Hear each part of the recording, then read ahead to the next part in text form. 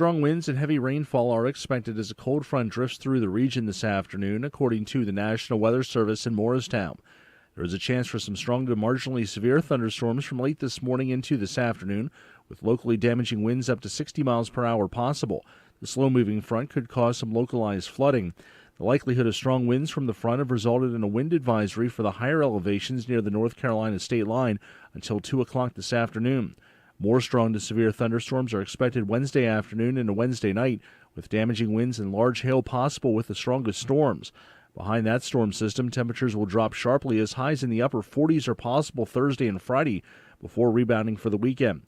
Stay tuned to Radio Greeneville stations for the latest forecast updates. It's been 20 years this week since 3 members of a Knox County family were killed and another critically injured in a roadside shooting by 6 young people from Kentucky. On Sunday evening, April 6, 1997, authorities responded to a report of shots fired on Payne Hollow Lane, where they found the Lillylid family. The parents, Vidar and Defina, died at the scene. 6-year-old Tabitha died the following day, and 2-year-old Peter was left with lifelong injuries. Peter is now 22 years old and back in Sweden living with relatives. He was reportedly blinded in one eye and disabled from the shooting. Natasha Wallen-Cornett, Edward Dean Mullins, Joseph Lance Rissner, Crystal Sturgill, Jason Blake Bryant, and Karen Howell, now all in their late 30s and early 40s, are each serving life sentences with no chance of parole despite numerous appeals over the past 2 decades. A Maasai man was charged after he reportedly broke into a car in an attempt to steal it Sunday afternoon outside Lowe's on the 11E bypass in Greeneville. Police found 43-year-old Chad Whitson in the 500 block of Cherokee Street intoxicated in the parking lot and looking inside vehicles just after 5 o'clock Sunday afternoon. Witnesses told police that Whitson appeared to be trying to break into vehicles, and further investigation revealed that he had broken into a red Honda Civic and damaged the door panel and ignition while trying to steal it. Whitson appeared to be under the influence of drugs and reportedly admitted to drug use.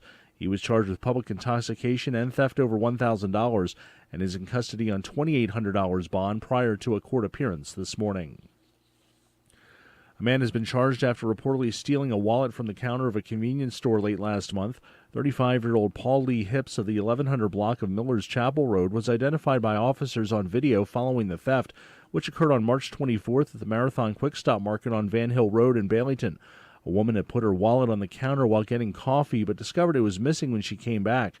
The occupants of a vehicle suspected of being involved in the theft told deputies that they had dropped Hips off at the store prior to the theft, but did not know his whereabouts.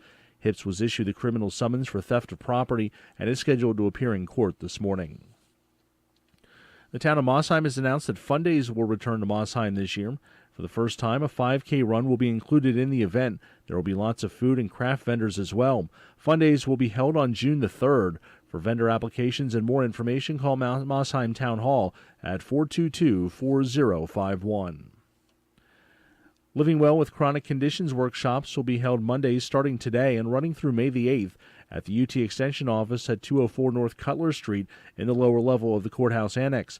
The 6-week series is free to anyone interested in learning how to better manage health problems such as arthritis, high blood pressure, diabetes, chronic respiratory disease, and other conditions. Participants will receive a free book titled Living a Healthy Life with Chronic Conditions and a relaxation CD. Light lunches will be provided at each workshop. This is a free service being provided to those in the community that could benefit from making a step-by-step plan to improve overall health. The free workshops begin this morning at 11:30. For more information, call the UT Extension Office at 798-1710 for registration. In stories from over the weekend, a stabbing incident Saturday night at the Bulls Gap Speedway is under investigation. After questioning witnesses, deputies determined one man stabbed another with a pocket knife after the two got into a fight. The suspect later told police he stabbed the victim to get him off him while the two were on the ground. According to a report, the victim had 3 stab wounds and was taken to Tacoma Regional Hospital for treatment. The victim reportedly appeared impaired at the emergency room, while the suspect did not appear to have been drinking. The knife used to stab the man was found under a parked vehicle and placed into evidence. No charges were filed after the incident, but both men involved were advised that the case will be presented to the Greene County grand jury. A Greeneville woman was arrested early Saturday morning for aggravated assault and contributing to the delinquency of a minor. Police responded to Lafayette Street, where 34-year-old Valerie Norton reportedly got into an argument with a juvenile female. The girl tried to run from the home, and Norton reportedly ran after her, dragged her home by the hair, and proceeded to choke her. The victim had visible marks on her neck and also an odor of alcohol in her breath. The girl said she had consumed liquor while in the care of Norton. She was charged with contributing to the delinquency of a minor and aggravated assault and is being held without bond prior to a court appearance this morning. The Clint Black show scheduled for last night at the Niswonger Performing Arts Center has been rescheduled due to illness. Black posted on social media Sunday morning he was under the weather and would instead be performing this coming Sunday night, April 9th at 7:30 at NPAC. All tickets that have been purchased for the sold-out show will be honored for the new date. Call NPAC with any questions at 638-1679. For more on our news, visit our webpage at greeneville.com and sign up for our mobile news alerts by texting the word news to 59457. With a look at your world of sports, I'm Jim Miller. The traditional opening day of Major League Baseball season is today, with several afternoon games in progress. Currently underway in the American League, Toronto at Baltimore, Detroit, the Chicago White Sox, and Kansas City at Minnesota. Early games in the National League included Atlanta at the New York Mets, Miami at Washington, Colorado at Milwaukee, San Diego at the LA Dodgers, and Philadelphia at Cincinnati. Coming up tonight in the American League, Cleveland is at Texas, Seattle at Houston, the LA Angels at Oakland. The interleague game this afternoon, Pittsburgh playing at Boston. The NCAA Men's Basketball National Championship game is coming up tonight as Gonzaga and North Carolina will meet at the University of Phoenix Stadium in Glendale, Arizona. Gonzaga defeated South Carolina 77-73 in the first national semifinal on Saturday to advance to the championship game for the first time in school history. Meanwhile, North Carolina is making its 11th trip to the national championship game after their win 77-76 over Oregon in Saturday's other semifinal game. It's the second straight year that North Carolina has appeared in the national championship game after losing to Villanova last year. The Tar Heels are looking for their sixth national championship. They won their previous titles in 1957, 1982, 1993, 2005, and 2009.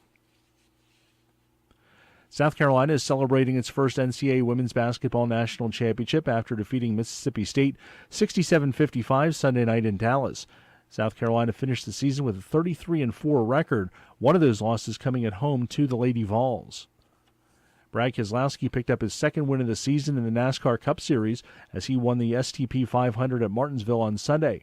Keselowski passed Kyle Busch with 44 laps left to earn his first career win at Martinsville. Busch was second, followed by Chase Elliott, Joey Logano, and Austin Dillon in the top five. Dale Earnhardt Jr. was involved in a wreck and finished 34th, while Kurt Busch finished 37th. The Cup Series races at Texas next Sunday, and then there will be an off week for Easter before the race at Bristol Motor Speedway on Sunday, April 23rd. With a look at your world of sports, I'm Jim Miller.